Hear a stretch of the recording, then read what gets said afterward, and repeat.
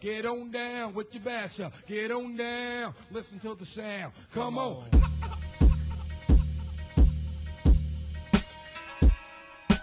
Ghost Riot Radio. Nick. The ghost. The ghost himself. I'm the ghost with the most, man. Nicky. Come on. Ladies and gentlemen, what is up? Welcome to Ghost Riot Radio. My name's Nick Noble, and I'm your host here each and every Sunday on Ghost Riot Radio, the 18 and over podcast designed for free-thinking adults just like yourself, currently being recorded here in sunny Sarasota, Florida. As always, I'm going to do some quick shout-outs like ClotheslineCreative.com. Clothesline Creative is a high-quality screen printing company offering custom apparel for your business, band, event, and more. Contact them today to get started with your order. That's ClotheslineCreative.com.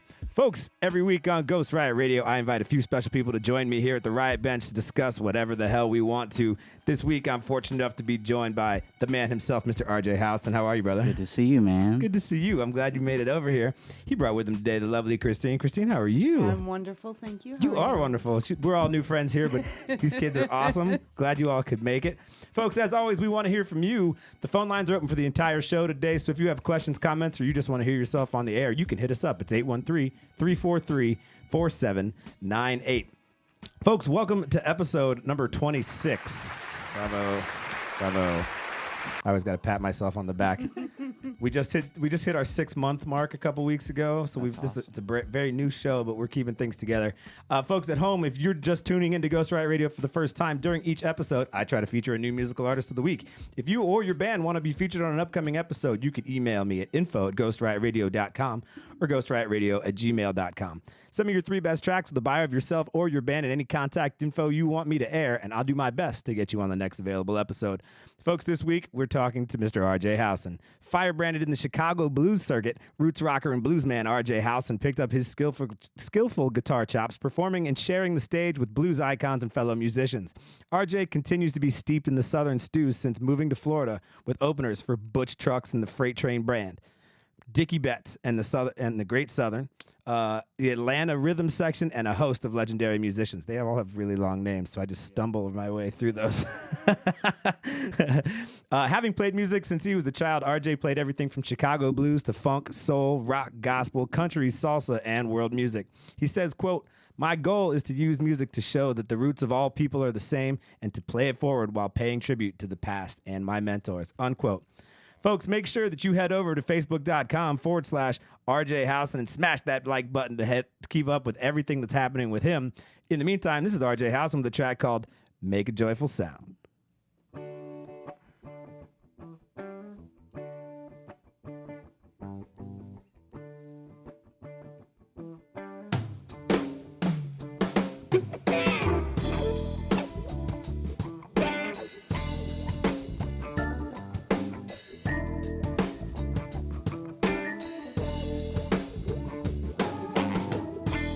Open up the doors of perception.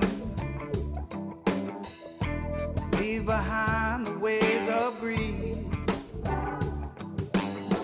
Break through the walls of deception. You find you have everything you need. You just can't keep a good soul down. We're all here to make a joyful sound. You just can't keep a good soul down. We're all here to make a joyful sound. Breathe in the mysterious ether. Fill your mind with the greatest of ease. Tune your heart like a receiver to get all the love you need. And as we dance through this illusion, the play repeats throughout time. Each road we want seems already taken,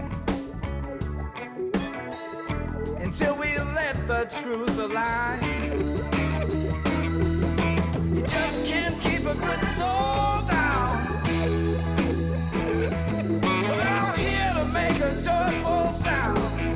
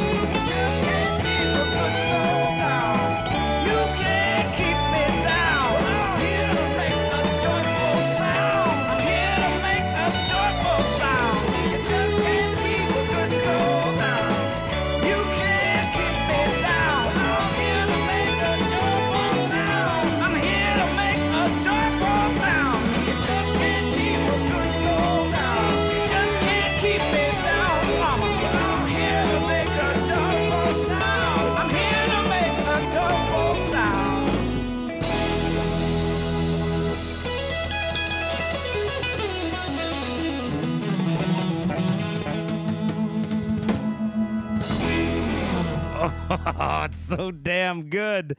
It's so damn good. Folks, that was RJ Howson with a track called Make a Joyful Sound. He definitely did that. Folks, do me a favor, put your hands together and welcome Mr. RJ Howson.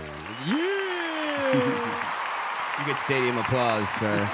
Not everybody gets stadium applause, but you definitely. Oh, man, this is awesome. So, guys, welcome to the show. We're glad to have you both. RJ, we're gonna dig into you real quick, and then we'll get into Christine a little bit later because I just met her, but we just found out some really cool stuff about her. So trust me, you will know soon. All right, so we talked a little bit about in your bio. We talked a little bit about you growing up in music. What made you first get into music, and was it always being obviously you're a guitar guy? Is that Oh, there we go. That doesn't matter. We'll pick it up at some point. So was it always guitar for you? That's okay. It happens like literally every show. It's not a big deal at all. So was it always guitar for you, or how did you get started? Well, I grew up in kind of a musical family. My dad was my first music hero. Right. My first guitar hero was my dad. Awesome. The first time I saw anybody play Muddy Waters live was my dad. I didn't even know what Muddy Waters was. You just knew it was better than Sesame Street? I saw him up on a big stage saying, "I just want to make love to you," and I thought it was the coolest thing I ever seen in my life. That's hugging. Yeah, that's and awesome. He used to do this thing just for us kids. He'd actually do a little bit of the Mickey Mouse theme, just nice, goofing off. But they did mostly 70s rock and stuff like that. So I heard a lot of that growing up. And then my grandmother played piano. Nice. And she would play a lot of Irish ballads and gospel stuff. Yeah, cool though. And it was really cool because her sense of she was very musical. Yeah. Very musical.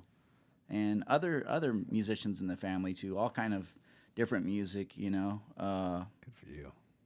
And so it's almost like asking the question, do you remember when you started speaking English?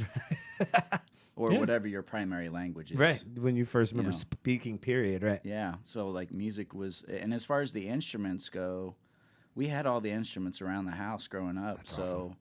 my dad actually bought us little toy instruments, so we always had the toy ones, right. And then we would graduate on to real instruments later. Amazing. Saxophone was my first. That's what I played really first. serious one, though. That's really all I played. Took it really. Yeah. Did you play alto or? Yeah, I don't remember. I just remember I had to be in band in school. Oh, yeah, it's yeah. Mom. You didn't like it. I just knew anything that I could do, I could get out of class to do. So I took choir. I was on the choir for a little while. I had I don't know. I just did whatever crap would get me out of class. So that was my thing. So yeah, I had a saxophone in my possession for 2 years. Cool. No, I was terrible at it. I feel really bad for my parents. Just but it was out there. So my dad was always a guitar player, and he was fairly good actually, and can sing too. And my mom can sing, but I just somehow missed the boat. I was just telling somebody the other day. I was I still I do a lot of cool things, and I still have dreams of being a musician. I have this electric guitar that sits in my living room and does nothing but collect dust. It's just a matter of putting the time into it. I know. You got to have that drive to do it. No. Some people say it's discipline and focus, but yeah, that's a part of it. Right. But I really feel it has to be something you have to wake up and need to do. Right. Yeah. Dude, there are days where I'm just I wish I could just sing my answer to people. The tax guy calls. I'm I don't have your money yet. Just everything. Just I don't know. Anyway, I'm being silly. It's therapy. Yeah, it really is. And that music to me. That's why I do this show, is because music for me is so important in my life. Yeah. Even though I don't create it, it's really important for me to be able to promote it. So if I can help, you don't need any help. You're bigger than me. But you know what I mean. I get all the help. We all help each other, man. That's how I feel. I'm more than happy to just keep spreading people. Right. I don't listen to the radio. Everybody knows what's on the radio. Right. I'd rather you got to hear some stuff that maybe you haven't heard in the last 3 months. And so that's the plan with this. Well, good, man. So awesome. So you were just surrounded by music as a child. Before I dive into the basics, who your influences are and stuff like that. Yeah. Who are you listening to these days? Is there anybody that's mainstream or even not necessarily, but what kind of stuff is just really getting you going these days? Well, besides the old cats, That's how I am too. Buddy Guy. I just saw Buddy Guy in St. Augustine. He just tore it up. It was great. I like a lot of the classic stuff and anything that's got heart and soul to it. It's. I tend to listen to a lot of world music when I'm at home. I don't listen to. that much blues. The blues that I do listen to is usually really old recordings. Right. Like Muddy Waters or Albert King or B.B. King, you know, the classic stuff. And I try to search out on YouTube. There's so many cool live concerts that I've never heard. Like, all you have to do is look, whoever your favorite artist is. Or you gotta any dig. artist You gotta get thinking past that first like 10 or 20. that and little then you, filter that says longer than 20 minutes is worth like $1 million. I You agree. know what I mean? Because like you can find all those like the audio, the board recordings of like shows that you were never old enough to go to or whatever. You know, like. Cause like there's so many Hendrix shows on there, it just blows my mind. Or it could be anything, Allman Brothers. You know, there's just a. But as far as like somebody that I listen to a lot, I would say there's a guy out of Chicago named Lurie Bell that I really like. Interesting. We plugged the hell out of Chicago lately. I'm not gonna lie. We even A did lot a of show good here music from Chicago. So I had a great time when I lived there and playing in the blues circuit was just life changing. I bet. You know? How long were you there? I was there about 6 years, but it was 6 very intense years. That's awesome. Intense musically, you mean? Or just in general? Yes. Yeah. Well, in general, but you know, Just go, life go, go. and music is all the same thing. True you know? enough. That's a quote. Keep that one. But yeah, it was really intense. Like especially the first time I was in Buddy Guy's club and he got up on stage and was singing Muddy Waters, and I'm like right there next to him. It was an incredible feeling. You know, something you kind of dream about. Yeah, I bet. And I've had a lot of incredible experiences, but Lurie Bell, I would say I really dig him. There's some incredible guys up there: Carlos Johnson, Billy Branch. As far as like other kinds of stuff, I like a guy. There's a harp player from Africa that I really like named Tumani Diabate. Whoa. And he's like 71st generation harp player. Whoa. Which is pretty crazy that That's they've really crazy. kept the records of that. His son's doing it now too, so the son's 72nd generation. Amazing. But the thing that I've actually like talked to him and spent a little time around him. He used to come through Chicago, and I don't use a pick when I play. So I study all kind of different picking techniques, whether it's guitar players or banjo players or harp players. I find that harp players, especially right now, nowadays, they're doing some incredible things. I mean, there's another guy down in South America. I can't remember what country it is, but he's like the national harp player of like Brazil or something. What's the title? Carlos Orozco. Carlos Orozco. And he's combining. I'm glad I record all this so I can write it down later. He's doing this thing with the, you know, it's picking techniques that fascinate me, that I study. But he's doing this thing where he's combining flamenco guitar with harp playing. Interesting. It's just crazy. You have to hear it and see him do it. Wow. Okay. Big harp. Yeah. Yeah, like the big stand up, like Yeah. Oh, you picture this as like the gates of heaven or something, Yes. right? The weddings and all that stuff. Oh wait, hold on. Then there's a violin player. Oh, he's One more good. guy. No, that I please, gotta tell you. keep going. We're just going to let you know. Somebody said Benjamin Galster says music is life, and then Brian Cruiser says RJ Howson rocks. Brian, good to see you last night, man. Somebody's saying they tried call via Skype, but what? Pay? I don't know what they're talking about. Try calling me now, guys. I don't know what's happening with that. If I will switch to the computer if I have to. All right, so tell me, violin player. Oh, Ravi Shankar. I was Oh, yeah, an enormous absolutely. fan of his. Still am, but I was able to see him live when he was living. You know, he passed away in 2012. Right. But it was a progression from like me studying these guys that bend strings. Yeah. To me, it didn't matter what instrument it was. Sure. And then once I started looking into the roots of music, eventually you get back to Africa and India. Bizarrely enough, all the scales, everything kind of like go back there. It's pretty. And the world music, there's just a scale called a pentatonic scale, which is a 5-note scale. Sure. And that pentatonic scale is in every kind of world music.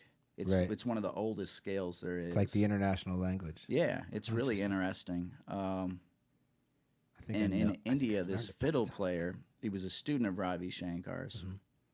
His name is this is a crazy last name, but his name is Dr. L, the letter L, and then Subramaniam, which is kind of like Superman I am.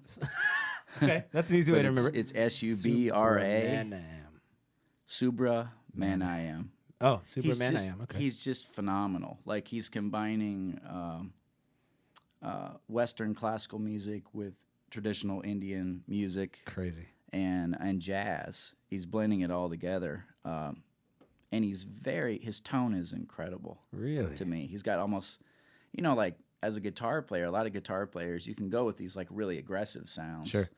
But I'm really been getting into like saxophone like sounds, oddly enough, probably because from playing saxophone and when I was younger, and I prefer that kind of rounder, fatter sound. Cool. The tone, it's a little cleaner. You still have a little edge on it, and you can mess with how much edge you have. Does that require more technique? Does that require that you're like a little bit more finesse on your instrument? You're on to it. Yeah. Yes. Like that it just means that It's all in the fingers. So I listen really to. is. Do you know Candy Rat Records? I don't. So What? Candy Oh, that Rat, sounds you familiar. should dig them up on YouTube for sure. But Rat. Candy Rat, Check it out. those guys do. They basically it's mostly just acoustic guitar players. These guys who are doing lyric free, awesome. like heavy acoustic awesomeness. I don't have my other phone, but there's just some guys on that label that are seriously killing it. And, Awesome. And so but they're all like, you can tell that they've done nothing but study the guitar for their entire lives. Yeah. And they all play like, I just got into a guy who's playing the harp guitar. Those are really cool. Oh my God, just murdered. In fact, while we talk, I'm going to keep digging him up, just so that you can get a taste. And I don't have any rights to any of this stuff. We should be putting links up on this stuff. We'll have to. Don't you worry. I'll have to find some of that. Yeah, we'll dig all that stuff up and make sure it gets in there. Candy Rat. Oh, it might already be over here. Anyway, so definitely, and folks at home, if you are into especially acoustic guitar stuff, check out Candy Rat, because those guys are absolutely. Oh, there they are. Candy Rat Records, all one word. Sweet. Candy Rat Records. Awesome. So let's continue with you while I continue to just talk about other things. It's all good. We're talking about music. It's true. So obviously, oh look, it just started without me. This is Antoine Dufour, who is just a killer. But all of these guys just making crazy. They just own their instrument. You know what I mean? That sounds like the harp. There's like this Alex Anderson, Weeping Willow is the name of this track. I don't own this. I'm only allowed to play like a hot second of this before they block me from doing this. But they will take this video down. But oh good, and it didn't make me play an ad. Anyway, I got really into this. This is like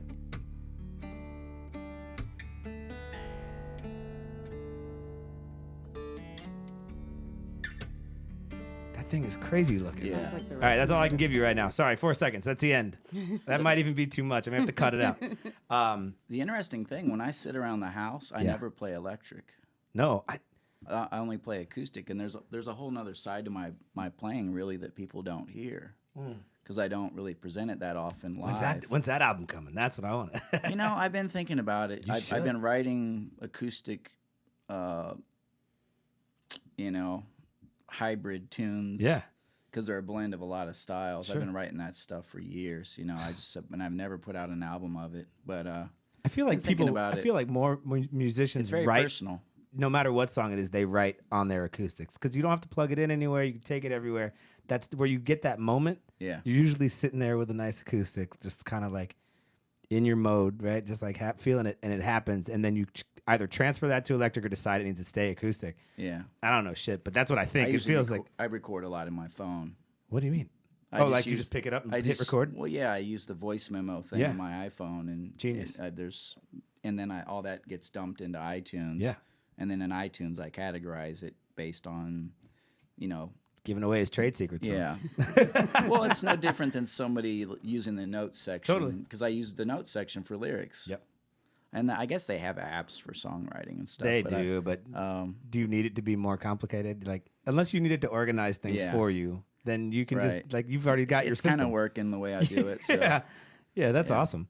All right, so we get to talk about who you're into, what's coming up. What influences you directly? Obviously, you listen to a lot of the old school stuff, but would you say that there's any like really random stuff that is influencing your music, or are you just kind of playing what you feel? In the moment, you play what you feel. Sure. Because Mother Music demands that you be in the moment. We're just gonna quote this guy all day. I'm just gonna.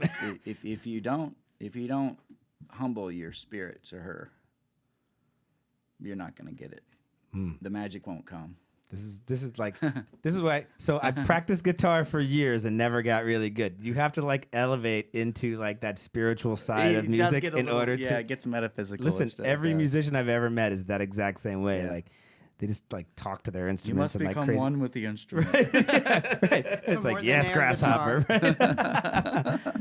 And it's so good to hear that. Literally, on the YouTube edit, we're just gonna quote you constantly. I'm just gonna put them somewhere, like maybe up top. We'll figure it out. Have them fly around the head. That's so good. But I have to.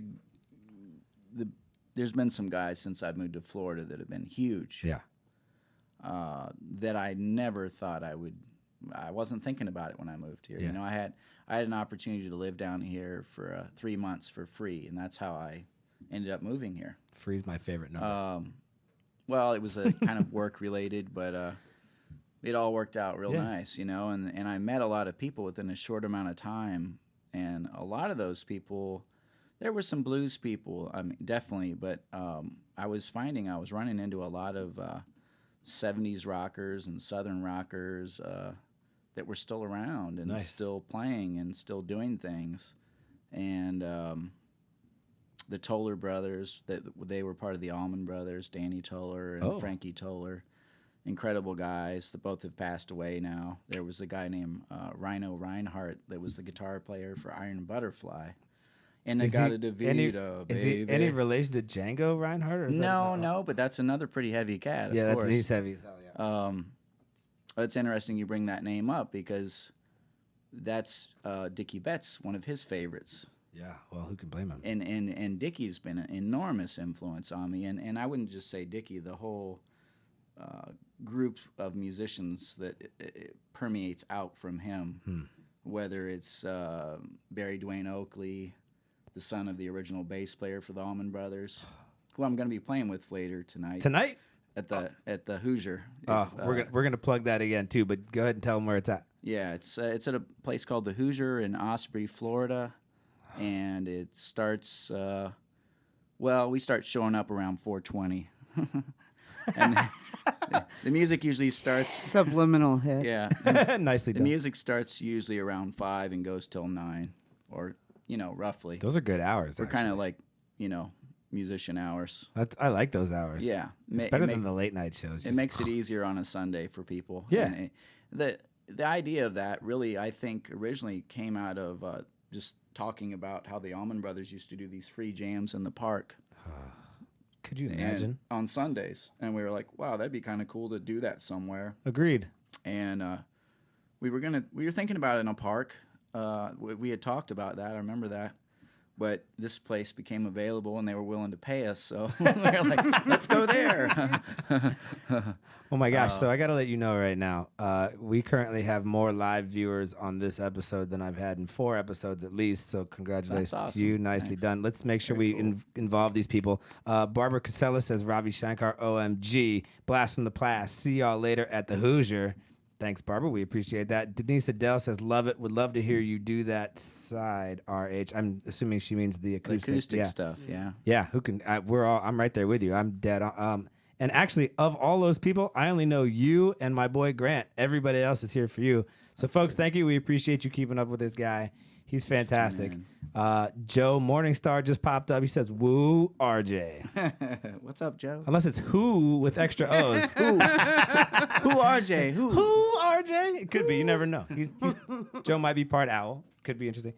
Joe, we appreciate you watching. Thanks very much. 15-second delay on this, by the way. So if it takes a second for him to be like, screw you, Nick, that's why. All right, so we're talking about Florida music scene, which I was going to get into. There it is. Woo, no H. He's the man. Thanks, Joe. Appreciate that. So you've been digging Florida, huh? Are you going to stay? It's been very inspiring. You know, one of the ideas I had when I got down here was like a painter, try to remove myself from a primary influencing scene like Chicago. Right. Was very influencing. Yeah. I was around a lot of very heavy cats that were deeply entrenched in the blues, and basically in so many ways got like a PhD in blues there. but So cool. but on the job, not it's not the same as like going to a music school, which is there's a lot of ways to do it, and you can never learn too much. Yeah. That's one of the things about any craft or anything that you take on. The more you know about everything, the better it is. But anyway, This is a wise episode. Y'all are getting knowledge today. I love it. But Dickie's been Dickie Betts and his the people around him. Mike Koch plays on my CD. Oh, The Set It Free CD. that's here. Yeah. Christine, would you mind We handing got me that that. since I don't... I would love to hold up the CD. Oh, she's gonna Vanna it for us. Da-da-da-da-da-da. We need like some sweet '80s. Like, da-da-da-da-da. Yo, this is it. Set It Free. Boom. Make sure you check it out. You guys can't see it so clearly on Facebook. I apologize, Awesome. but you can just buy it. Yeah, I think most people out there have it that are watching. I No, there's definitely at least. How many people do we have now? There's at least 15 of you who either need to buy it again or pick it up right now. Buy it as a gift for another person. Right? Yeah. Listen, I got it. I was lucky enough. Part of the perks of this show is he sent me the digital version for free. But then he was also nice enough to bring me this copy. So no, you can't have it. I may even have him sign it for me just because. So this is dope. We're going to talk about this in just a second. I assume you're a guitar guy. Well, like you mean Like a collector? Like, do you have a few? That's interesting. I've got a lot of friends that are heavy duty collectors. I look at myself like an electrician. Like, as long as you've got I've got the tools, it right doesn't need to be the tools. best I've got tool, under right? 20 guitars. Wait. Well, that's not a lot. No, is it not? No, not at all. You have under For 20 For guitars. somebody that's played since they Although were I young. will say I have one and I don't play at all, so I feel like maybe that's not Yeah. the worst ratio. and I've gotten several guitars from people that just have them sitting around that aren't doing Like, anything. you'll do Hey, better with this than I will? just take this, whatever. And that's happened. And then also, I'm a pawn shopper. I love pawn shops. Man. yeah, I don't blame you. Because you can take an old guitar and you can kind of fix it up and make it your own. Sure. Even a brand new guitar, Just change I out play the pickups and Epiphones, for example. Yeah. Epiphones, like the nowadays it's the inexpensive kind of like partner to Gibson. Right. But back in the day, Epiphone was older than Gibson. Yeah, I used to. And my dad Epiphone was had one that was- Les Paul, the guy that designed the Les Paul. Right. There's The a real guy, guy, right, named yeah. Les Paul, also multi-tracking. He invented that. Oh, I didn't know that. Incredible guy. He's gone now, but he played Epiphones. Oh, interesting. And when Gibson was trying to get him to play their guitars, he's like, "You got to make a guitar that's as good as this Epiphone that I have." Interesting. and they're like, and they get Which is it. why it's easy and to then get what the they Les Paul finally body in convinced the him Epiphone. to do, this is so crazy. What they finally convinced him to do is take off the Epiphone name of the headstock of the guitar that he was playing, which was an Epiphone, and put the name Gibson on there.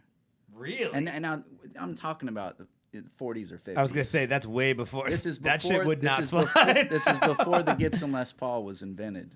No kidding. He was just starting to build guitars, Yeah. but he was always going down to the old Epiphone factory and working on guitars, trying to figure out how to make guitars, especially the solid body electric Right. guitars that exist today. So heavy. I love them. God, they're so good. Yeah, they are heavy. I've never owned an actual Les Paul, but in my years of trying to learn how to play, I definitely found some awesome Craigslist surprises that were pretty nice. But you could kill somebody with a Les Paul. My favorite guitar though is one of my favorites is the Epiphone. It's a BB King Lucille That you own? Yeah. Okay. It's there's all kind of other guitars. Okay, and that's going to be the second half of this question. So you're going Yeah. to tell me what you own now, but then I also want to know like what your holy grail of guitars. Well, I would be. say I've had some guitar builders build guitars for me, and those are incredible guitars. There's a guy named Tom Askins that built a Les Paul style guitar for me, and it's a beautiful playing guitar. I've set it up for slide now, so I've been playing slide on that, like open E tuning. Yeah. It's so sexy. It is. It's so sexy. I don't care who you are. If you don't like slide guitar, you just deserve to kill yourself right now. It's so good. And then there's a Stratocaster that a guy named Jeffrey Clements built. He's got a thing called player built guitars. Interesting. and he built a custom Stratocaster for me. Oh. There's a Telecaster another friend of mine made. Doc Allen, shout out to Doc Allen out there, Ron Allen. What's up, Ron? They're out there, but and that's a great guitar too. It's like a thin line. But the one that I play the most is an Epiphone BB King Lucille model that has been completely customized. Like I put different pickups in it. The big speed got added on. The bridge got changed. Everything got changed. So it's almost like taking a car. The way I describe it is it's like taking a Chevy, right, and putting a bunch of really cool, just souping it up to yeah. the point where it's just a great driving agreed. vehicle, you know, because guitars are not that far different from cars. Right. Everybody's got their own style, right? So first you get the look, and then you can just like make it sound the way you want. You can spend a ton of money and get a Lamborghini. It's a stupid idea. You still need to get from point A to point B. And me being a small business owner, I don't need a Lamborghini to get from point A to point B. Right. I just need a really badass old Chevelle or something like that. You know what I mean? Because traffic's going to get in the way. Right. You're never going to be able to go more than 40 anyhow. Unless you're in Florida, and then you won't use your turn signals, and you'll make sure that you just jump into my lane no matter what. And There's metaphors flying oh, everywhere. my God. My gripes on the road in Florida are huge. And I come from D.C., where like I thought we were just the worst drivers ever. Chicago's pretty intense, too. Chicago wasn't bad either. Yeah. My cab rides were terrifying. Let's see who else is jumping in here right now. Barry Oakley says, support local live musicians. RJ Howson rocks! Multiple exclamation points. Chuck Smith says, dig it. Ron Schaefer says, what's up, RJ? And then Josh Mason says, sup, bro? What's up, guys? Killing it. Who do I know right now? Still you, Grant, and Miss Peggy Suarez. Hi, Miss S. How are you? Good to see you. Thanks for watching. Otherwise, everybody else is you, so that's at least 13 current viewers at the moment. Cheers, nicely done. folks. Cheers, everybody. All right, so let's see what else we've got here for you right now. Favorite. All right, so let's talk a little bit about, because you've been around. You've definitely played with some really cool cats already. Yeah. I know I said be around. That sounds really weird. Thanks for jumping right on. I appreciate it. But you've definitely played with some really crazy stuff. So first, if you had to pick one, and I don't, if you need to give me three just so you don't hurt people's feelings, that's okay too. Favorite show you've ever played and who with of all time?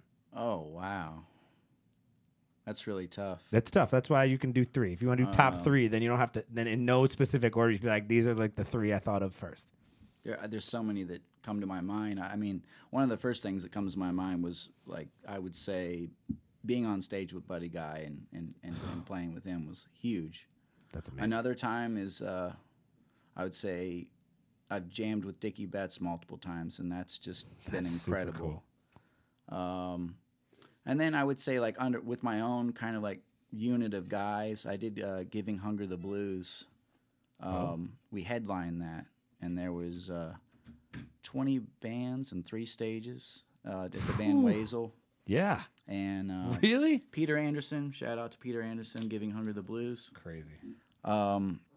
And that was really incredible, and I felt really honored to be able to do that and participate in that event, you know, raising money for the charities that feed the hungry. And that's awesome. You know, yeah, it's just a really cool event, and Van Wezel's beautiful out there on the grounds. Yeah.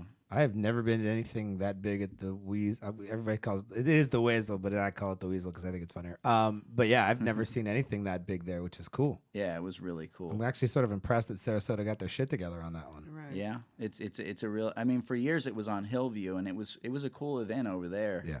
I think it's definitely stepped up a notch since it's moved. It's awesome. And they're planning a pretty big one this year, so it's going to be another good one. It's an annual event. I think it's the 20th year or something like that. It's what month do they do that? That'll be the end of October, I think. End of October, which is good weather here, too. Yeah. It's still a little warm. But at the end of the night, you'll be fine. That's awesome. Yeah. That's awesome. And we did that last year, and that was really incredible. We just played... I know this is more than 3, but we just played the Whiskey Obsession Festival too. Did you? Yeah, which was great. So we were invited to be a bigger part of that. I actually run 2 shows on this channel, and the other one is called The Proof, and it's an all whiskey show.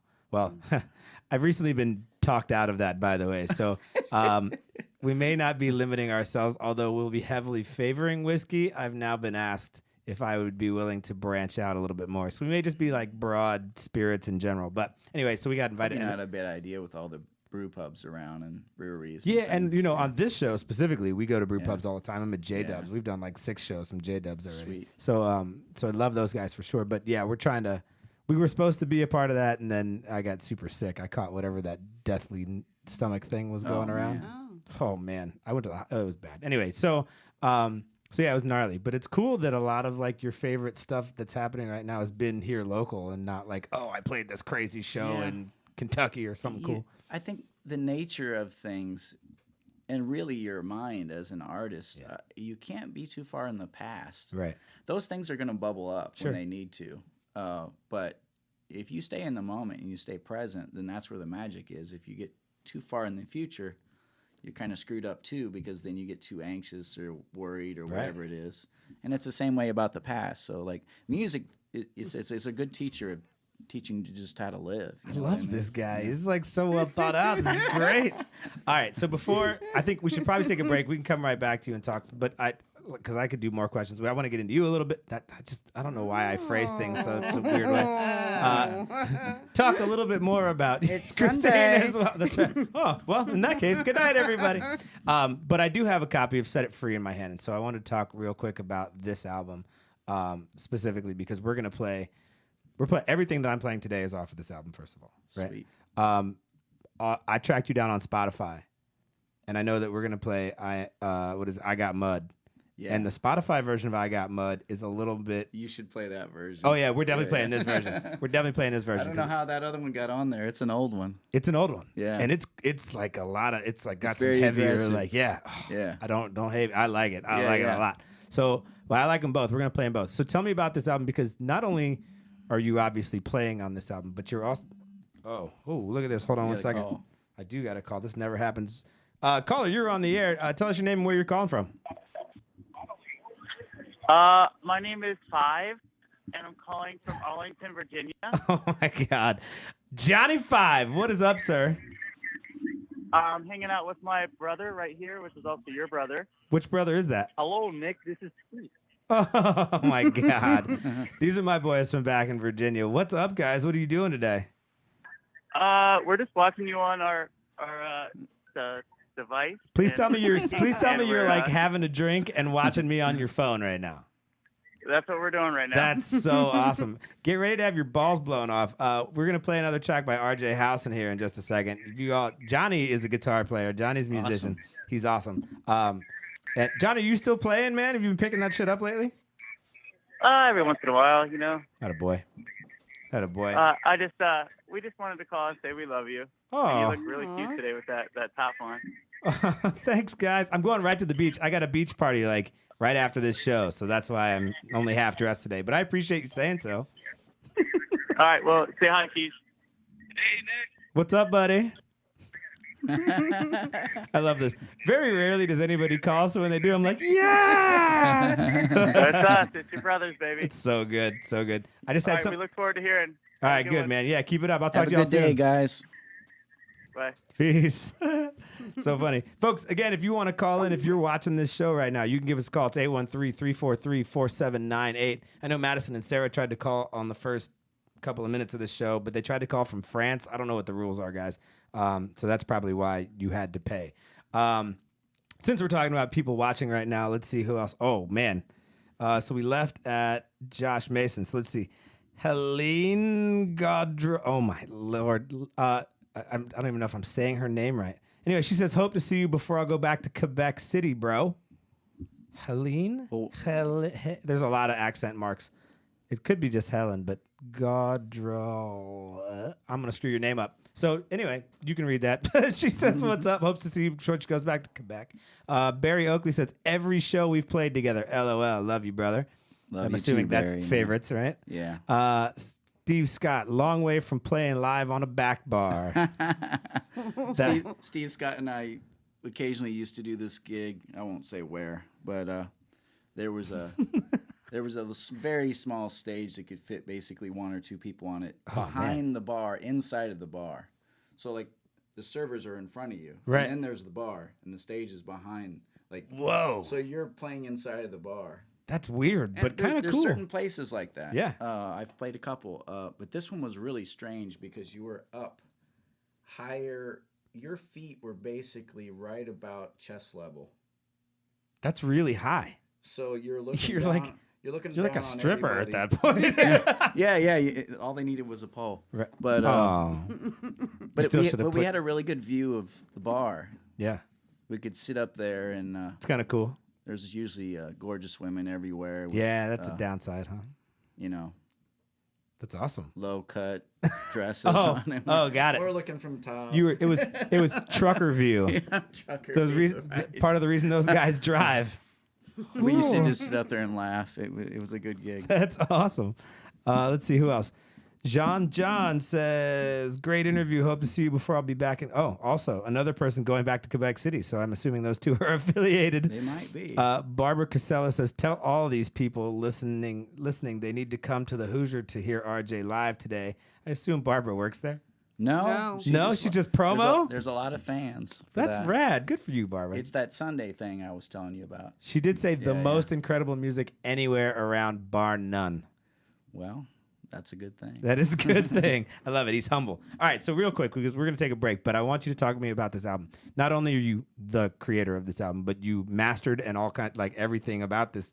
What I'm holding here is Wrote you. the songs, mixed the sounds, engineered the record, produced it. My own label, my own music publishing company. What's the name of the label? It's just Spiral Resonance Ventures. That's a lot to say. Spiral Resonance Ventures. Yeah. Got it. It's initially it was going to be Spiral Resonance because the spiral repeats throughout the universe. Okay. We're going to get off into space again, but We're talking circles. it's just a repeating pattern within nature, and I kind of dig it. I was yeah. looking for a symbol that I could reuse Sure. in what I was doing. And if you look at it, there's the spirals all over the place. And it says SRV Spirals 503. What's the 503? Well, Spiral Resonance Ventures is Yeah. SRV, but also for guitar players, SRV is Stevie Ray Vaughan. Oh. And, Stevie was a big influence on me back in the day. Yeah. Now, when I first came up with that term, spiral resonance, it struck me, if I come up with something that's a V, it'll be SRV. Because I wasn't thinking about that to start with. Right. I was thinking about spiral resonance because I like that term. But anyway, the 503 is my birthday, May 3rd. Oh, it's coming up. It's my label, so I figure I could do whatever I want. Your right? birthday is so close. Yeah, it's coming up. Oh, my God. All right, so everybody in the comments, you better start putting happy birthday now so you don't miss it. That's awesome. Congratulations. This is huge. Do you want to tell everybody how old you are? How old I am? You don't have to. Well, what do you mean? Like in what? I mean, you're having a birthday planet? on the... Oh, In whoa. alien years. Whoa, that's a good place to take a break. Now you have to sit on that for 6 minutes while I play the next track. That's awesome. All right, so let's do that real quick. We're going to take a break, then we're going to come right back. We're going to talk a little bit about the Week in Weed, which I always do. If you're not a fan, suck it up. And then we're going to come back and we're going to talk to these guys a little bit more. Make sure Christine gets a heavier portion of the next half of this show. She doesn't care. She's happy to be here. And we appreciate you filling seats. She was like, I don't. And I was like, yeah, you're coming. You got to do this. All right. So real Happy to quick, be here. let's jump right over into the next track. Folks, if you are an Instagram user, because you damn well better be, make sure you head over there too and search for RJ Howson, HOWSON, and hit that follow button. This is my friend RJ Howson with a track called Set It Free.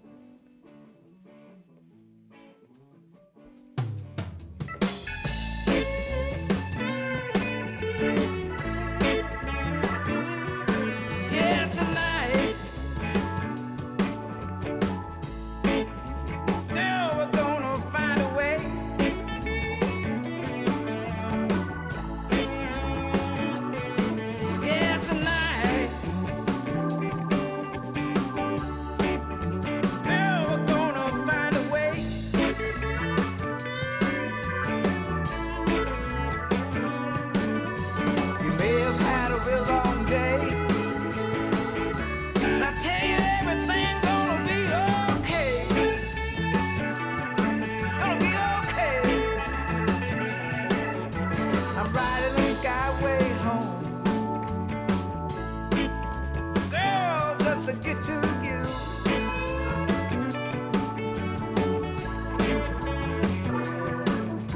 I'm riding the skyway home, girl, just to get to you.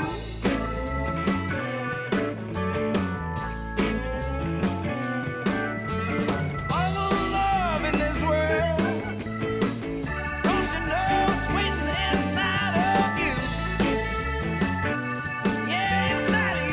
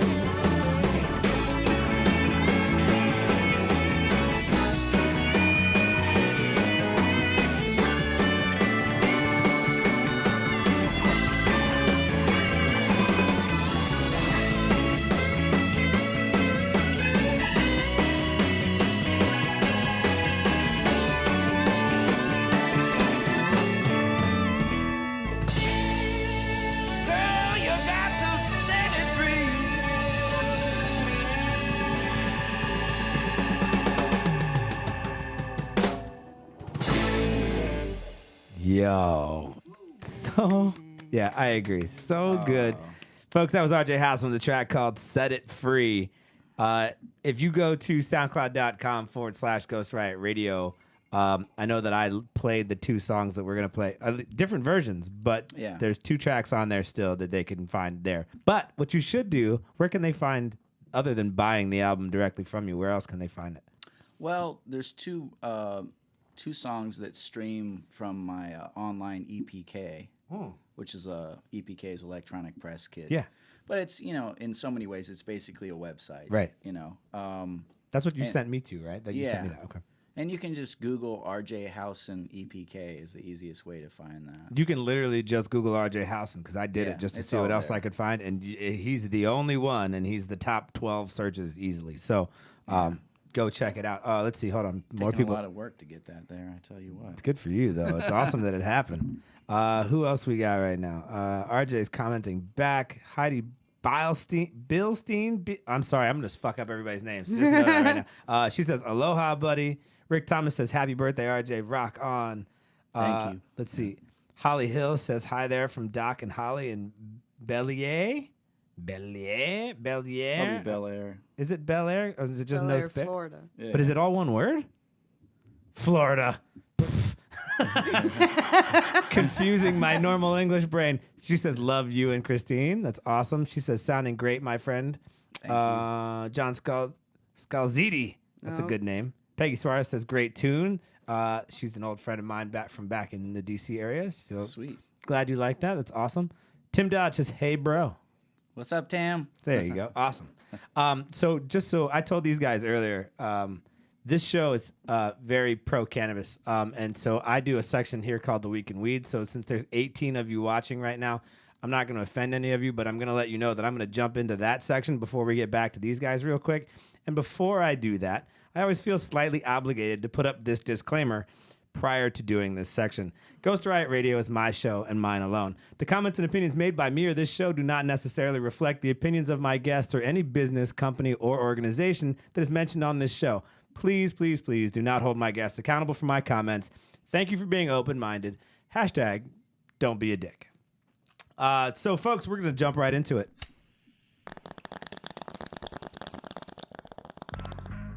Love it. Ladies and gentlemen, it is time for the Week in Weed, brought to you by normal.org. If you're not a fan of normal.org, you probably should be. It's NORML.org. They're the National Organization for the Reform of Marijuana Law.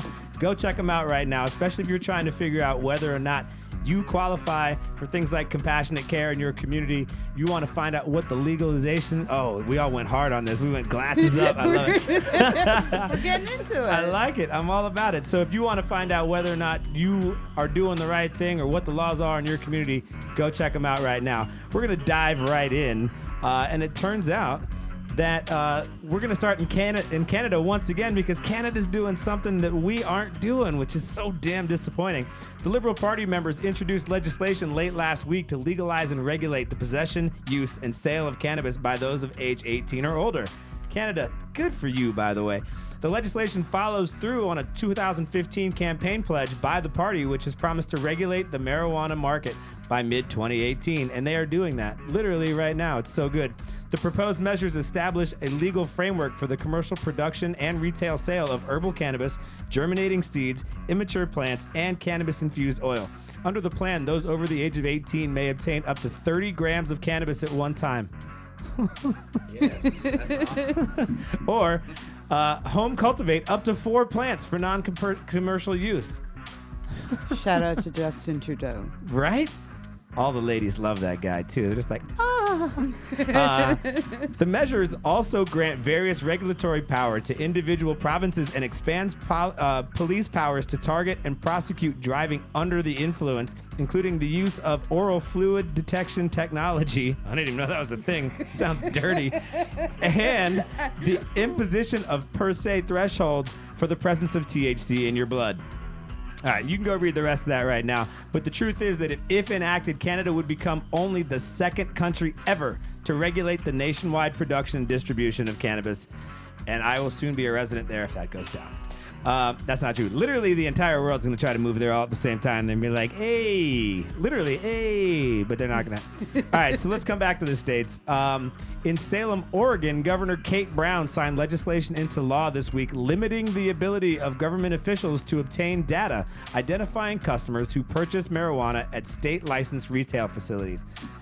You're getting an applause from me on that one. It shouldn't be anybody else's fucking business, so that's the deal with that. So voters legalized the commercial production and retail sales of cannabis in November 2014. Don't be weirded out when the music stops, but it will soon. Retail sales of cannabis to those aged 21 or older began October of 2015. The new law, which took effect immediately upon signing, states, quote, a marijuana retailer may not record and retain any information that may be used to identify a consumer. Makes a lot of sense, guys. I don't know why that should be a problem. It also mandates retailers to destroy any existing customer records from their databases. There it goes. Cut. We're going to keep talking about this shit anyway because, I told him to go 6 minutes. It's just not long enough. Shout out to Scott Braun, made in 1985. If you are looking for people to do really awesome music for you, he's a great way to do that. Let's move on. In Bismarck, North Dakota, Governor Doug Burgum signed legislation on Tuesday amending provisions of the North Dakota Compassionate Care Act, a voter-initiated measure approved by 65% of the voters last November.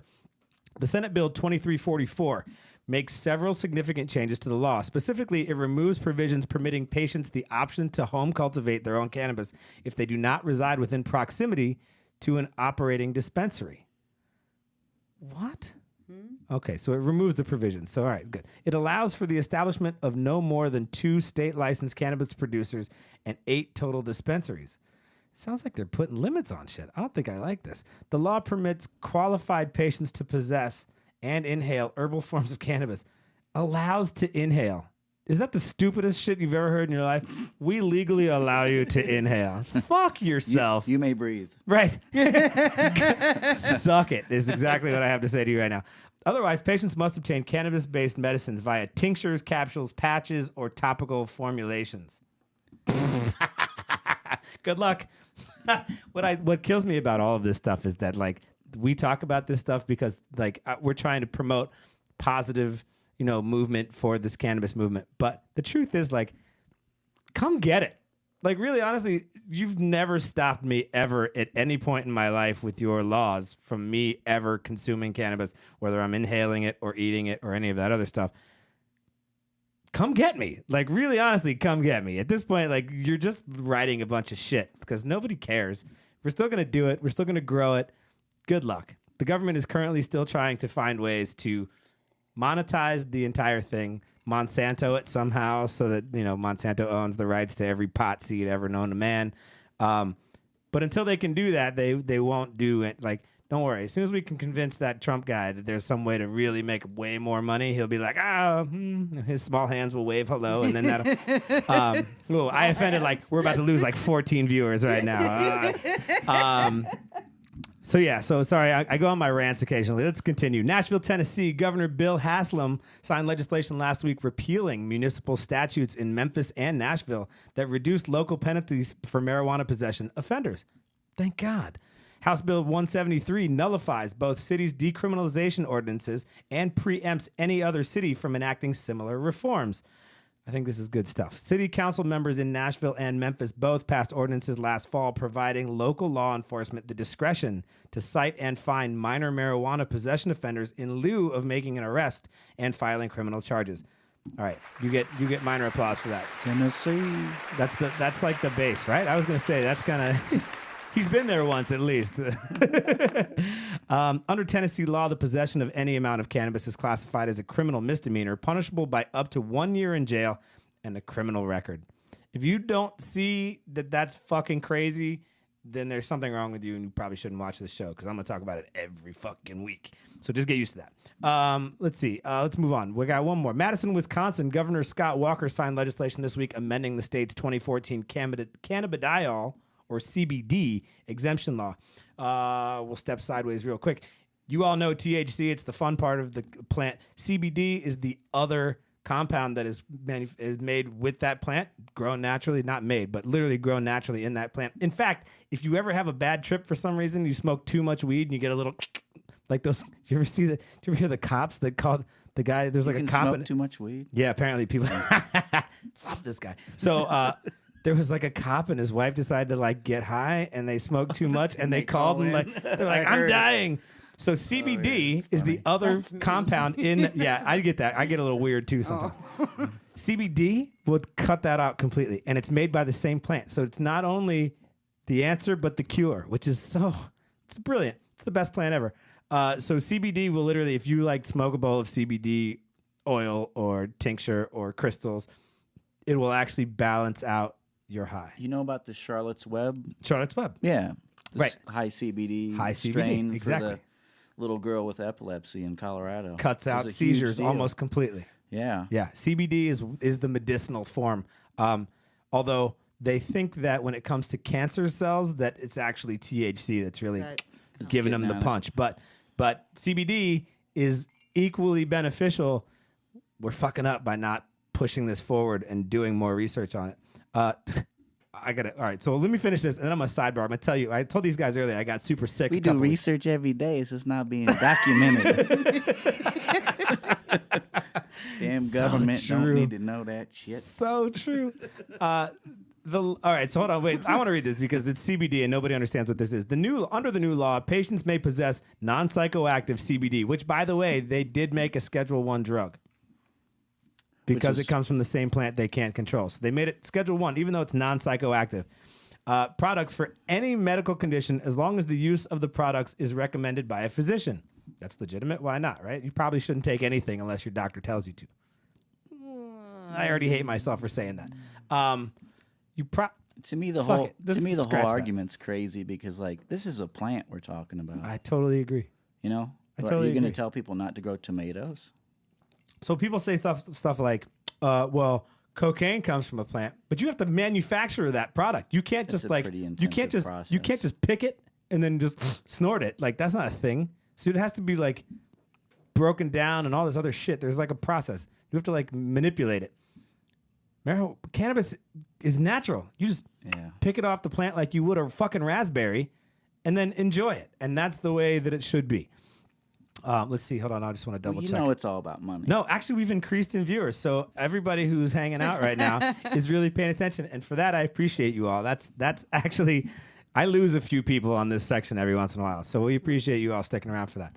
So CBD, under the previous law, the use of such products were only permitted to those diagnosed with seizure disorders, which we just talked about, because obviously seizures is the way that CBD is really doing big stuff. The law neither provides for an in-state supply source for CBD, nor does it establish a regulated distribution system for CBD-specific products. If you're in this Sarasota area, there are places that you can get CBD products. I'm not going to sell anybody out because I don't want anybody to get in trouble. It's not even like they're going to get in trouble because it's non-psychoactive, but you can get those. If you need to find out how, DM me right now. Go to either Ghost Riot Radio or you can look me up. I'm not Nick Noble. I'm Nick Galina, Gallina. Put a message in the comments. If you need to find out how to get that stuff, I'll send you to the right places. So go ahead and do that. A dozen states have enacted similar statutes exempting select patients from criminal prosecution if they possess therapeutics consisting of cannabidiol. I have some in the bathroom, actually. They're awesome. That's the end of my rant. Folks, that was The Week in Weed, brought to you by normal.org. If you are not following normal.org, go do so. NORML.org. You know what's funny about normal.org? You ever seen the original Karate Kid? Yes. Oh my God. Do you remember the scene? Do you remember the bit where like they finally move to California. He meets the kid who lives in his like apartment complex and he takes him out to go like hang out at the beach and play soccer. The kid that he meets in his neighborhood is wearing a Normal t-shirt. It's a blue t-shirt with the yellow Normal logo on it. It's the best plug I've ever seen for Normal ever in Karate Kid. Cool. Just like subliminally, check out this kid's movie. Bang! Smoke pot legally. It's super awesome. I thought you were talking about that crazy YouTube video with Ralph Macchio where it's Where Is He Now type of thing. Have you seen that? No, but all those poor guys. Oh, you got to check. He's made fun of himself. It's really funny. Oh, I'll have to check it out. Yeah. All right, we're going to put a really link funny. into that too. We'll pull it up at the end here.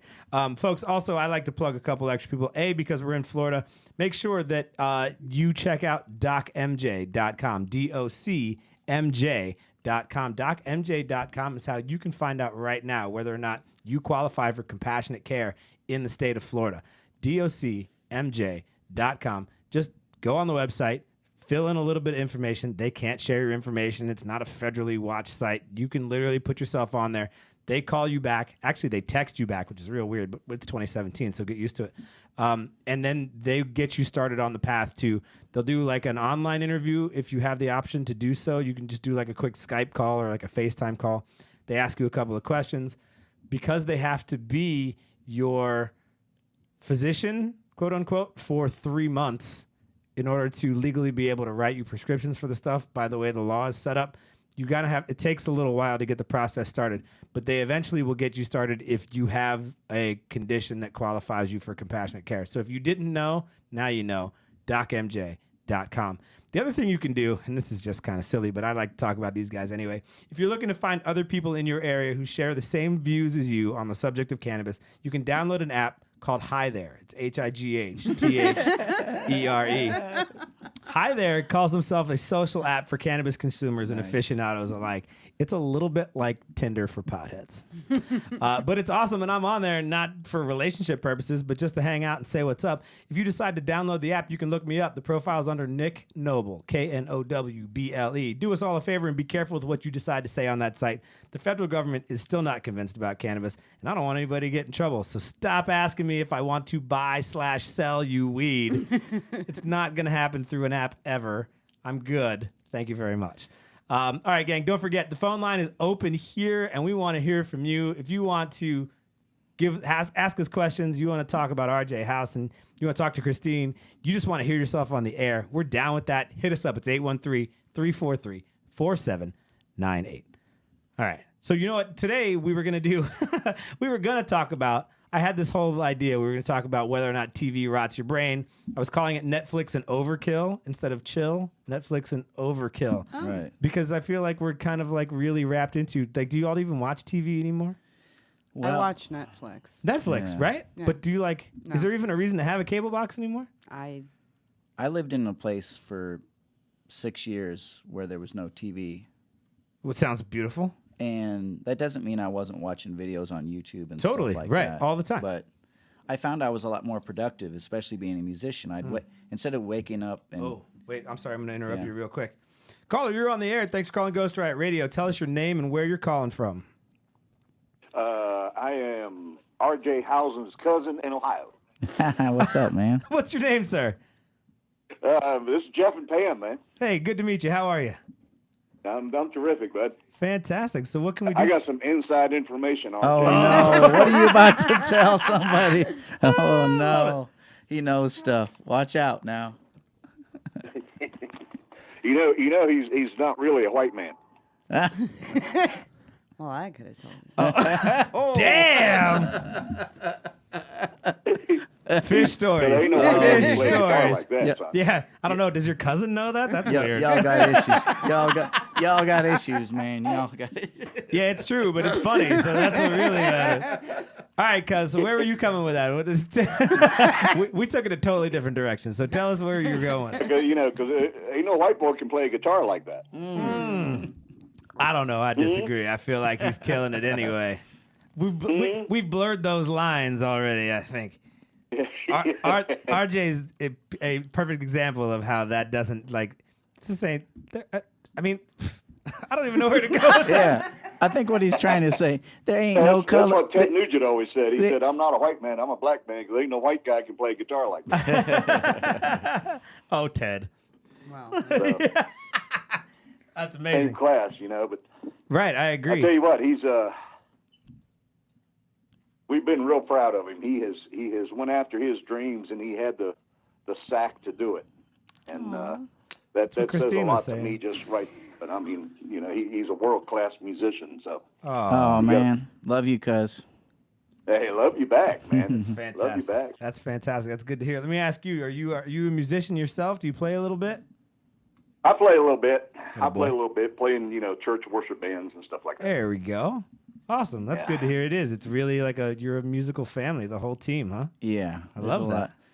And even the people that aren't musicians are serious fans of music. Fans, right? Yeah. Just appreciators. Yeah. Yeah. Yeah. Yeah. Yeah, we're lovers of music. You can say that for sure. Listen. I might as well be part of that family because that's exactly where I come Lovers of music and having a good time. I think those go hand in hand. It's 420 somewhere. Yeah.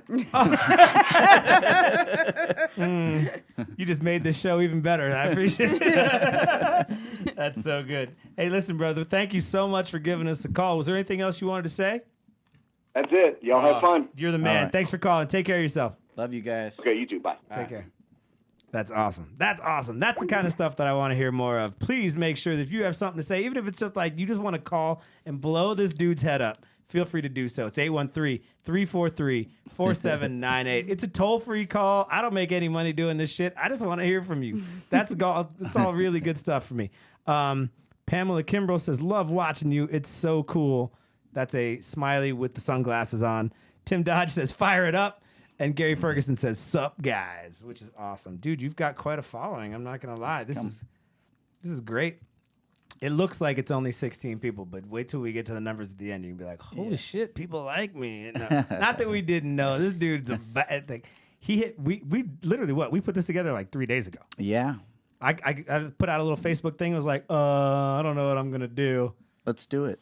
And he did. He came in. He was like, yes, I'm down. What do you got? And I was like, Sunday, cool. And he was like, yeah, done. And that was it. We just put it together. It was awesome. So if you want to be a part of this show, don't forget, that's how we do things around here. You want to hit me up one day, I may just have an opening that very next weekend. So come check me out for sure. So we were going to talk about TV, but fuck TV right now. We don't talk about TV. Let's talk about music more. First of all, Christine's been hanging out here. Hi. How are you? I feel like we haven't heard. I'm so awesome. I feel like we haven't heard enough from you. So do us a favor. Obviously you are here in support of Mr. RJ Howson, which is awesome. Nobody blames you for that at all. But you're also. I don't know about that. You're damn. You're also doing some pretty cool stuff yourself. Do you want to talk about it at all? Well, I'm a writer, and I have some books coming out. Books are coming. Books are coming. All right, so self-plug. Just feel free to just kind of go nuts. What can we expect coming from Christine? Well, I have a book coming out in July called Die Motherfucker, A Love Story. That's the best title ever. I think so. Die Motherfucker, A Love Story. Subtitles. Colon. Oh, yeah. Die Motherfucker. Yeah. Colon, A Love Story. Not die in your colon, but die. No. Right, got it. Okay, cool. Because punctuation matters. It so does. It so does. Puncturing what? Puncturing. Oh, awesome. So when's that coming? July. And how can people find it? It will be in all of the regular retailers, and it'll be on Amazon and Apple. That's awesome. Barnes and Noble. So it seems you're saying that like it seems pretty easy. So do you have other stuff already out? Are you through a certain I do have other publisher stuff, or I do have other stuff out written under pen names. Ah. And so instead of us just making you sell yourself out, do you is there a way for people to find you? Is there a website, or is there like do you prefer people follow you on Facebook? No, they can find. Well, I haven't. They can find the books on Amazon and Perfect. Barnes and Noble and Apple. Perfect. Under what name? Yeah. Under a few different names. Right. so the book that's coming out soon will be under my name, Christine Rockwell. Rockwell. Awesome. So we'll make sure I try to link that. And then Did you see that? That was like so pro. She like leaned in and said, Christine Rockwell. Yeah, she's a killer. She knows exactly what she needs to do here. Holy shit. My first rodeo either. It's the ghost rodeo. Hold on. Let's see. Tom McKnight wrote us a paragraph. What people don't know is that RJ is genuine, and his compassion towards music and musicians is amazing. True love. When I moved into the area and started playing again, RJ did nothing but support me and become a friend. Good soul in that brother. Whoa. That's a nice little endorsement. Whoa, right? I was going to say. Oh, Tom, you're the man. Yeah. That's really nice. Jackson's in the house. He says, Love die you, in your colon. Thanks, Jackson. We appreciate that. Keeping it real. So good. Oh, it's so funny. Yo, your followers are fantastic. You've got a good team right now. Jackson's a boy of mine. He's an old Sarasota head. He was down here for a little while. Where are you at now, Jackson? I don't even know where he went. We used to play bike polo together. That's a real thing. Bike polo? Literally polo sounds on a difficult. bicycle. It's hard as shit. Yeah, but it was fun. Like with mallets? So we used to make it our bicycles or mallets out of PVC pipe as the head, and then you would get like old, like we'd use like ski poles. We would take the ski poles and then cut them down because they had a grip on them already and stuff.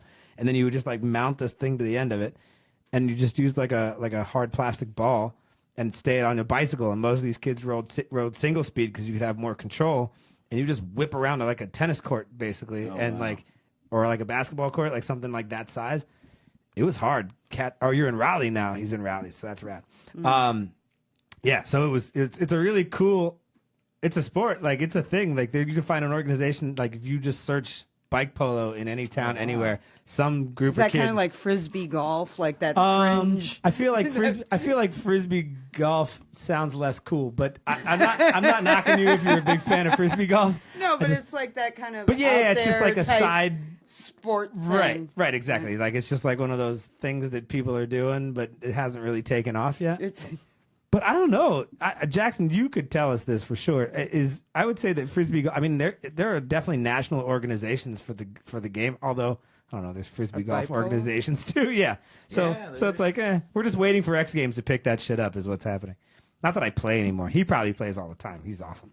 They're gonna put those like psychedelic trippy lights on him, and then it'll get big. You know, like right, like the Hoopers. It just needs vans to come pick it up or something ridiculous, right? Like it just blow it up. What you know? What I had like some other stuff that I just wanted to talk to you about musically. So let's jump back into you real quick because this album, by the way, is if you don't have it, you need to get it. All right, so let's do that. Let's do just like plug for days. What are the best ways for people to find you? Well, I would say Facebook's a great place right now.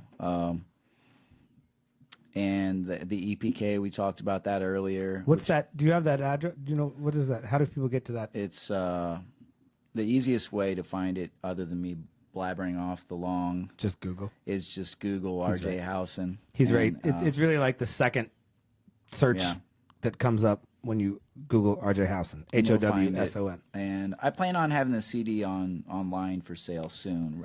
I've been doing online sales, but that's by people basically mail ordering from me directly. They just message you directly. And I decided to do it that way. I had some other friends that had done it, and you know, once you put it online, the value of it goes down drastically. Yeah, totally. You know, the iTunes basically forces you to put it at 99 cents or less. Right. And then it says you have to have an album at $9.99. Oh. So I was going to put like 13 or 14 songs on there, but once I found that out, I was like, no, 10's going to be it. I've got plenty of songs, so I can just like eventually I'll, you know, one of the things with the new publishing and the new label is to be able to produce my own material. Right. And maybe produce other artists in the future too. That's something I would like to do. Do you think got a lot of projects in my mind? You know, do you prefer that they sort of stay within your genre, or do you not care? Like are you like down to produce anything? Anything that's real. Yeah, anything that's real and coming from a place. When you say real, so I like that word too. But do you mean more like original, or do you it doesn't have to necessarily be original as long as it's like heartfelt? Well, the nice thing about original music is from a just business standpoint, you don't have to get any clearances or you don't have to pay royalties. And I'm all about, you know, if chances are really strong at some point I'm going to go back to Chicago and make a blues record. You know, in the future, I'll definitely do that. I know I'm going to do it, but that's like, awesome. and I may even do it in Florida, but like there's a lot of other cool things I can do in Florida, which is kind of what I'm doing now, which is blending that traditional Chicago blues sound with the Southern rock sound, with the 70s rock sound, with kind of like jam bands. I'm blending a lot of flavors together. And then, you know, there's a certain amount of world music in there too. If people really listen, they'll hear all that. Right, agreed. Which is back to that theme of like just trying to tie it all together, like, and tell people, hey, you know, music's music. It doesn't need to be called this or that. You know, even recently we had this gig opening for Molly Hatchet, an old 70s rock band, and they put on a hell of a show, and we had a blast. It was down at the Inglewood Event Center. Nice. And they waved us on to keep going like 3 times, which was that's never happened to me being an opening act. They've never waved us on. In fact, usually it's the opposite. They want us to cut it short so they can get the main act on. You know, they're here now. You gotta go. which is totally cool. It's always an honor to open for whoever it is. Sure. You know, I love opening for acts that are already established because then you have this opportunity to play to their audience. Yeah. And we won a lot of new fans that night. I sold like That's 2 awesome. boxes of CDs, and it was an incredible night. And That's great. and just having opportunities to do that with those kind of bands, it's really cool. You know, So cool. I was going somewhere with that train of thought. That's right. You'll find it again at some But, point.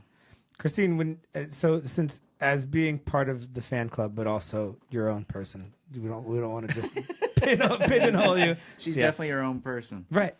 Do you what kind of stuff are you into right now? Like, are you like, was it just like, oh God, I love this music. Look at this guy, that worked out great, or like, do you, like, what else are you digging right now? You know, I have a pretty eclectic taste. I mean, I think if I like it, I'm very lyrically driven. Me too.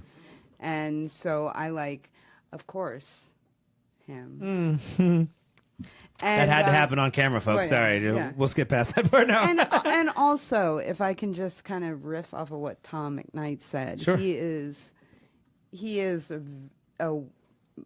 a great musician and all of that, but also a very wonderful person with a lot of integrity.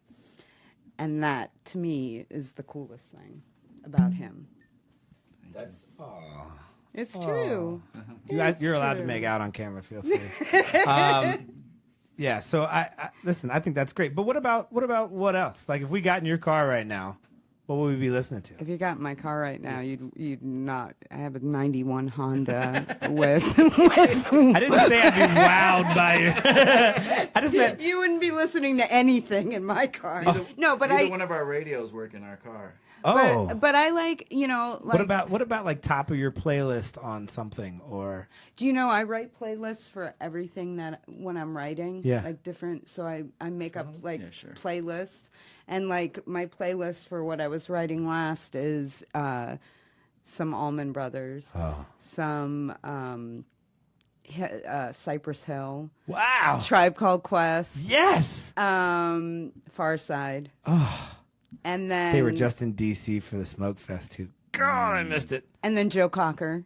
Holy shit! This is like we're just like in the same Frank plane. right Sinatra, like crazy. Wow. So I don't really have like a thing. Sounds like Yeah. my iPod. It's all now. over the place. Right. Yeah. And that's how it should be. I think. Would you, Yeah. I don't want to, but feel I free still to have pour my yourself old a little more. iPod if you that I care. love. And we're having some monkey shoulder. Yeah, we are having Monkey Shoulder. Shout out to Jerry Flanagan, who was here on my last whiskey show. He left that bottle here for me. We did the entire Balvenie collection, which imagine the week before we did the entire Compass Box collection. None of us survived that show. It was ridiculous. But yeah, so this Monkey Shoulder is compliments of Jerry Flanagan. So cheers to you, Jerry. What do you listen to, Nick? Oh man. So I tell people that I listen to everything but new country. Like right now, it's actually funny. So I'm a heavy Spotify user, and so when I listen to Spotify, Spotify does this awesome thing where all you have to do is hit like or the thumbs up and just adds it to another like from radio playlist. Right. And at this point, I have like 15 of those, so I have to like remember where things are, and there's repeats and all that stuff. Being from DC, I grew up on. Okay, no, I'm The gonna go Bad Brains? Yes. Oh, you're invited back anytime you want. I saw your Keith Morris book. So Yeah, and in fact, a lot of my promo shots for this, I'm in a Bad Brains T-shirt. But before that, growing up, I listened to a lot of like Beatles and like classic rock stuff, which was awesome. Thanks, Dad. And then my mom was listening to like singer-songwriter stuff, which was kind of cool too. And so, I got into like Fleetwood Mac and stuff like that. And then once I decided to start making my own decisions, I was listening to things like like I got really into Queen as a young kid, and I was just like, oh, I love how like it's just like a performance you know what I mean? Like you feel like you're just, even when you're listening to it, you feel like you can visualize it, right? It's awesome. It got very symphonic music. Really like did. The guitar really did. players. Brian May is incredible. Amazing. Yeah. Amazing. But then I eventually found hip hop and got into, as an East Coast kid, got into a lot of hip hop, but I was a skater. So I skateboarding was awesome because skateboarding allowed me to transcend that whole East Coast, West Coast nonsense. Right. And so I was, again, far side. I was still listening to like the big names like Dre and Snoop because at the time all that was fresh for us. We were just like, wow, this is amazing. The Beastie Boys. Of course. Beastie Boys. But I remember being a kid listening to the Fat Boys. Yes. Remember? Yes. Like this like awful beatbox, but like the Fat Boys are back. And so I was listening to a lot of that stuff. And then like I would say 8th grade, freshman year of high school, my friends started bands. And so I got really into what I didn't realize. Like at the time I was still like, oh, I love hip hop. Like I love this R&B stuff. Like I was like, oh, like all the girls at school were like dancing to Belle Biv DeVoe. And I was like, that's where the boobs are. I'm going to go that way. Right. And so that's what I got into. But somewhere around freshman year, music, like musicians started happening. Like, that's rude. I didn't mean to say it that way. But like I was physically able to go to shows and watch people play. Concerts. Yeah. And so then I got into, again, through that whole skate genre, I got into like punk and hardcore. Mm-hmm. And being from DC, again, you can't miss Bad Brains, you can't miss Minor Threat. Mm-hmm. And then from there it was like NoFX and all these other guys. So I became like this like perfect blend of punk and hip hop. And so that's kind of where, and now hardcore, and then of course metal was always there. I remember being like like 7th grade, going to my first real party, and like everybody's playing Metallica, and I was just like, ugh, and I went home because my neck hurt because like I had headbanged too hard or something stupid, right? It was like soft, but like really trying to get into things, and I listen to everything, but now, at 38, I try to listen to everything. I still, again, am a lyricist. So if your song is, people are going to judge. Counting Crows is a band that I think is super mainstream, but is also like, does really great things. I think musically they've got their shit together. And then lyrically, just kind of, Flar, sorry, dude. My boy and I used to, like, we'd get baked all day, go skate, hang out, and then he'd come crash at my house, and I had, like, we basically built my bed, like, 5 feet high so that people could sleep and come crash in my room underneath my bed, and we would just, like, sit around baked and listen to Counting Crows and just be like, so deep, man, it's fucking rad. Like, this album is so fucking good. But it was, and, like, if you really listen to that guy, he's doing a good stuff. Anyway, so lots of weird stuff, but listen, okay, I'm just rambling. Literally anything. I have like a. If you were gonna rate my voice, I'd call it like a 6. Like it's slightly better than just like some shitty karaoke guy. Right. And so anything that I can like really belt out in the Jeep is like my shit. Yeah. As long as if I like that whole melody and I'm just like and I just sing till my little heart's content. So people can see you driving around Sarasota doing Bohemian Rhapsody.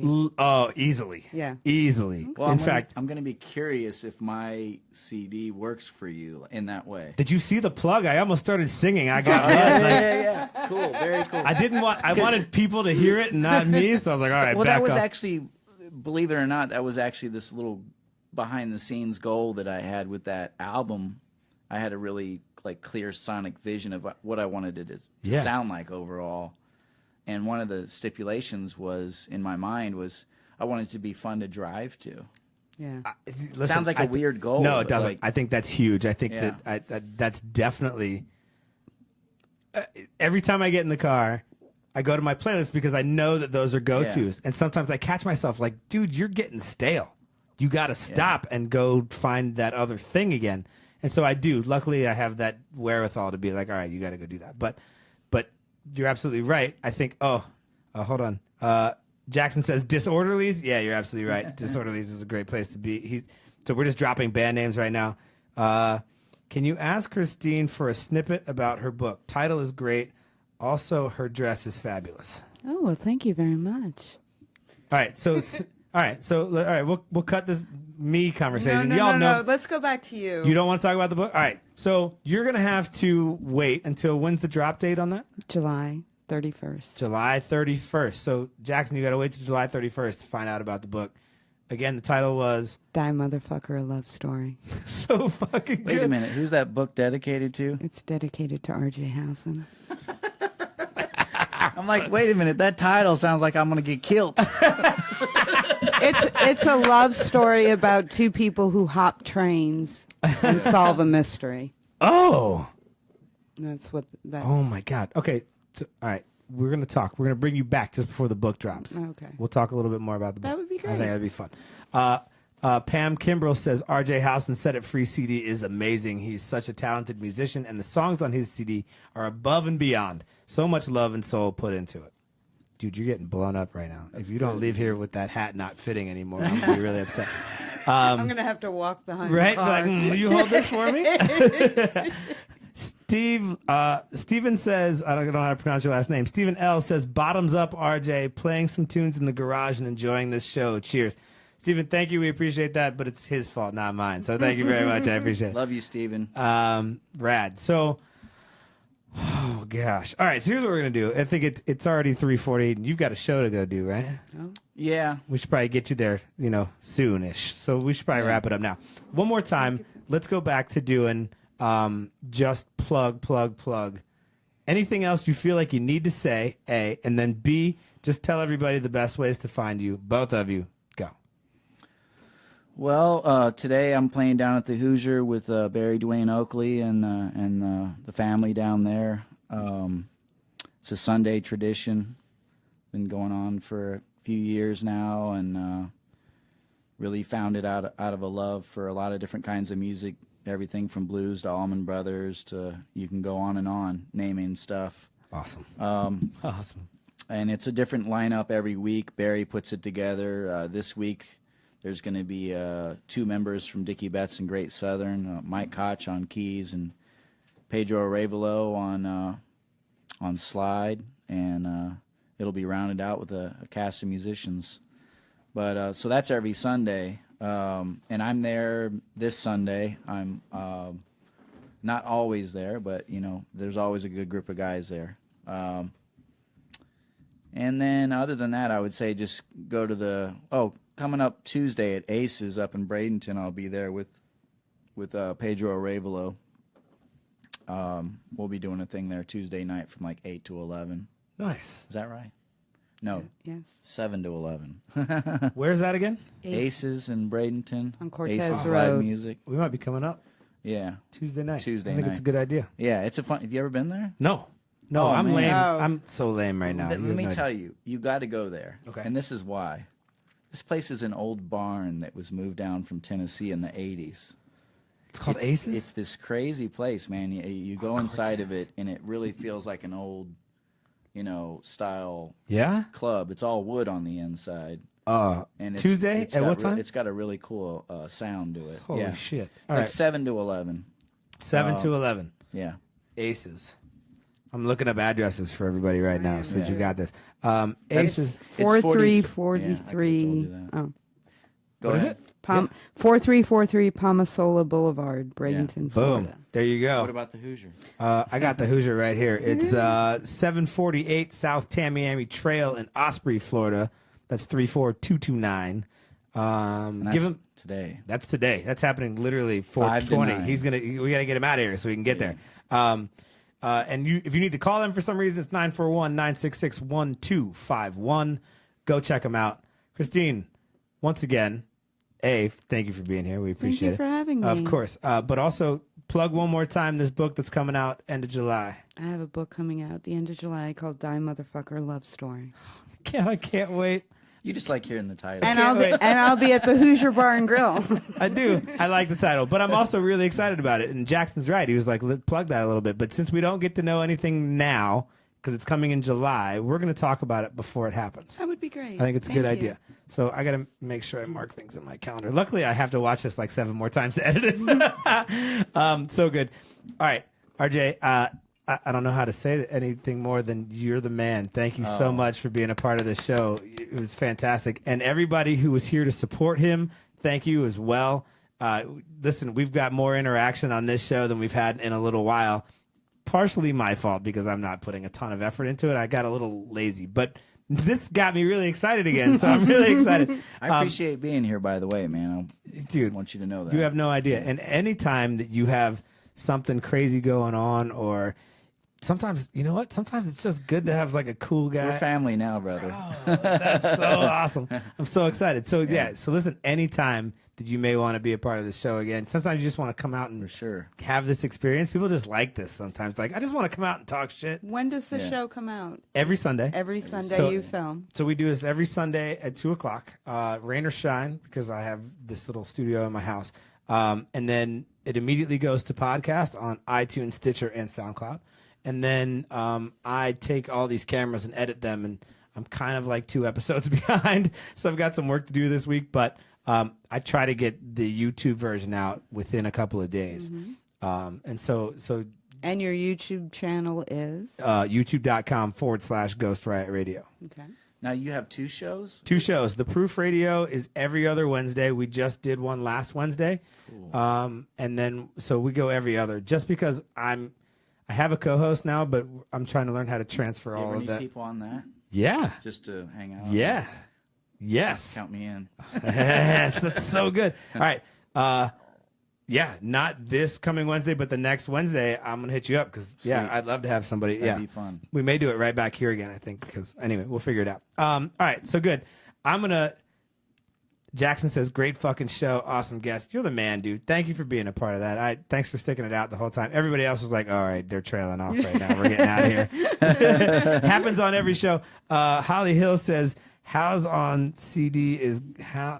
House on CD is great. Get it. It's all original music. You won't regret it. Thanks, Holly. That's awesome. I agree. If you haven't picked this up yet, I'm only 3 tracks deep. Shit is awesome. You definitely need to go check this out. One more time, thanks to Christine and RJ Howson for being a part of this show. You guys are fucking fantastic. You will be back. Don't worry. We're going to see them a lot, and I'll make sure that you always know when they're going to be on here because these cats are amazing. One more time, if you're digging the music from today's show, don't forget to check out RJ Howson on Facebook, Instagram, and head over to reverbnation.com/RJ Howson. I got that right? You're still on Reverb Nation? Okay, good. Or if you're a SoundCloud user like us, you can go to RJ Howson too, although he's not apparently updating that as regularly as you would think. I'm not paying too much attention to SoundCloud and Reverb Nation. And I will say, the last track I'm going to play is I've Got Mud, and there's another version of that track on the SoundCloud. Yeah, I like them both, but we're going to play his favorite version and the new version. The new version, right? Yeah, less aggressive. So if you're looking for more aggressive, you can go check that out too. Either way, it's all this guy killing it, super good. So make sure that you head over to all those things today and put a little comment under all that stuff and say, yo, I heard you on Ghost Riot Radio, because it's a good idea. Don't forget, before we get out of here, I want to take a second to remind you that Ghost Riot Radio added a brand new show, which we've just been talking about, every other Wednesday at 8 p.m. Eastern Standard Time. You can check out The Proof. It's a bi-weekly whiskey show. It's a heavy whiskey show, soon to be other spirits. We're branching out. Sorry, what can I do? Episode 5 airs Wednesday, May 3rd at 8 p.m. We're going to be recording live at facebook.com/The Proof Radio. Go check it out. Your comments and questions, just like on this show, can be read live on the air, and you can even call in and talk to us if you have questions, comments, or just want to talk shit to us. We're down with that too. So you can do that every other Wednesday, 8 p.m. Check it out, The Proof Radio. It's a separate show. And do that. Next time you're on YouTube, make sure you go to Ghost Riot Radio, youtube.com/Ghost Riot Radio, to subscribe to either of those shows, because both of them are there. They're just playlists on the same channel. We're going to try to add some new channels, some new shows as playlists to that channel. Everything will be the same place, Ghost Riot Radio, youtube.com. Make sure you hit that thumbs up button, hit that subscribe. I've had one too many whiskeys. And do us a favor and put a little comment in there and let us know that you're watching, because that stuff is huge. Even here, if you're watching today on Facebook right now as the live show, Don't forget to hit the little like button. Just do it. Just get little updates. You never know. We may have another artist on this show that might be obviously not equally cool, but Doubtful. almost as cool as RJ Howson. So make sure you check it out. Again, Facebook.com/Ghost Riot Radio. Facebook.com/The Proof Radio. If you're an Instagram user, you can find me on Ghost Riot Radio or also at The Proof Radio. Obviously, that makes a lot of sense. And when we add new shows, there'll be others as well.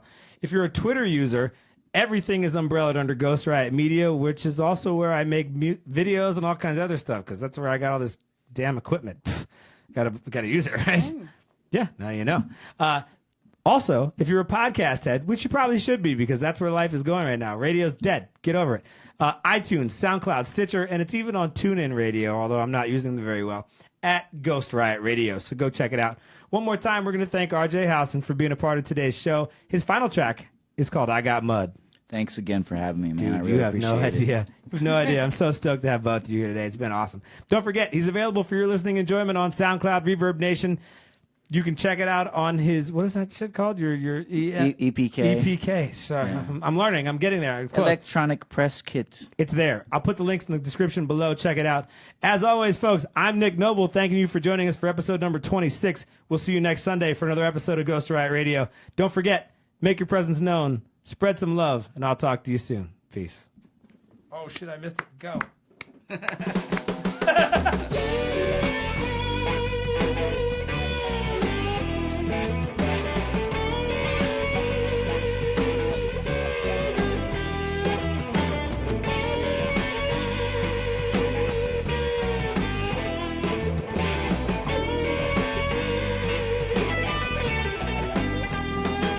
I got mud down deep in my blood. I got mud down deep in my veins. Understand, I'm a natural lover man. Understand, I'm a natural lover man. Thought I had was a real hoochie coochie dad. I learned about drama from a sanctified mojo mama. I got mud down deep in my blood. I got mud down deep in my veins. Yeah, yeah, yeah. 40 days of rain almost drive me insane.